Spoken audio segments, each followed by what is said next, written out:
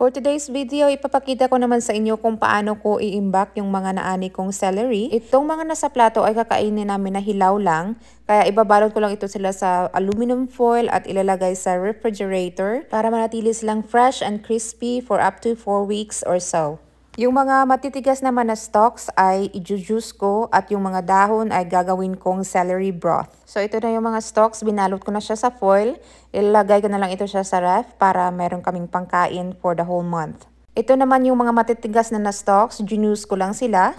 Naka-extract ako ng mga 2 cups. Since nag-juice lang din naman ako, i-juice ko na lang din yung mga natira naming prutas na medyo old na at ihahalo sa celery juice. Meron akong apple, nilagyan ko din ng ginger to give it a little kick. Tapos merong orange, pineapple at saka watermelon. At syempre, iinom din tayo ng ating juice. Naglagay lang na ako ng konting celery juice kasi matapang ito siya, very potent. Tapos sinalo ko na yung mga fruit juice. Cheers! Cheers!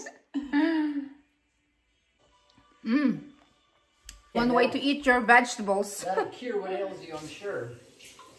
Wow.